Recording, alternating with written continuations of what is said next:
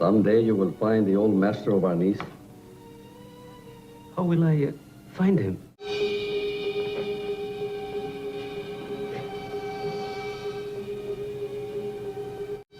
It belongs to him. The old master? Magandang araw sa inyong lahat. Sa video na ito, tatalakayin natin ang buhay ng isa sa mga pinakakilalang aktor sa pelikulang Pilipino, si Roland Dantes. Kilalanin natin ang kanyang buhay mula pagkabata hanggang sa kanyang pagpanaw at ang kanyang naiwanang marka sa industriya ng pelikula. Dito sa Pinoy Wisdom!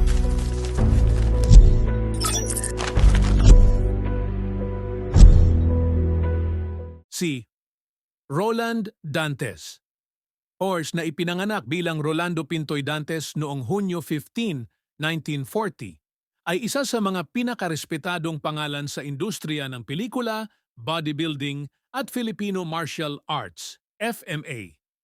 Kilala bilang Pintoy, naging tanyag siya hindi lamang sa Pilipinas kundi pati na rin sa buong mundo dahil sa kanyang kahusayan sa iba't ibang larangan. Si Dantes ay nagsimula sa bodybuilding matapos masaktan sa paglalaro ng basketball noong high school. Mula rito, napalalim ang kanyang interes sa fitness na nagdala sa kanya sa pagkapanalo ng 5 titulong Mr. Philippines mula 1969 hanggang 1980.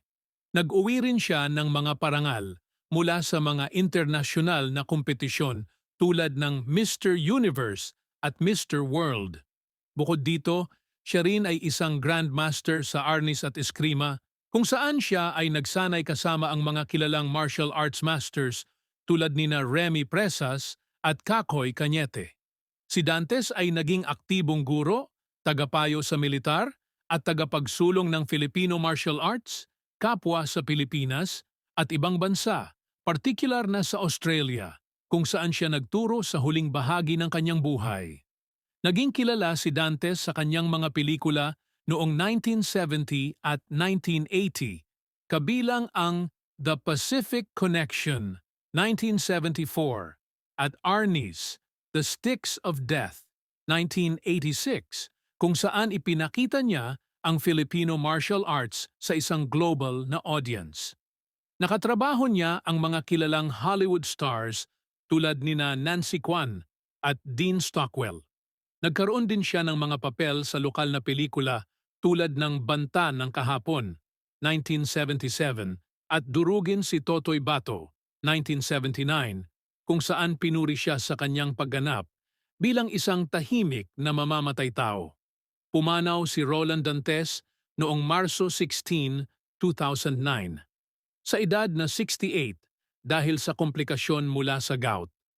Iniwan niya ang isang malalim na pamana, hindi lamang sa larangan ng pelikula, kundi pati na rin sa bodybuilding at martial arts. Siya ay patuloy na kinikilala bilang isa sa mga haligi ng Filipino martial arts at bilang isang tunay na proud Pinoy na nagdala ng karangalan sa bansa. Ang kanyang buhay ay isang inspirasyon, hindi lamang sa mga atleta at martial artists, kundi pati na rin sa mga taong nagnanais magtagumpay sa iba't ibang larangan sa kabila ng mga pagsubok. At diyan, nagtatapos ang ating kwento tungkol ka Roland Dantes. Naway patuloy nating alalahanin ang mga bituin tulad ni Roland Dantes na nag-ambag ng kanilang talento upang mapayaman ang ating sining at kultura. Kung nagustuhan ninyo ang video na ito, huwag kalimutang mag-like at mag-subscribe para sa mas marami pang kwento ng mga paborito nating personalidad. Salamat sa inyong panonood at magkita-kita tayong muli sa susunod na episode. Dito lang yan sa Pinoy Wisdom.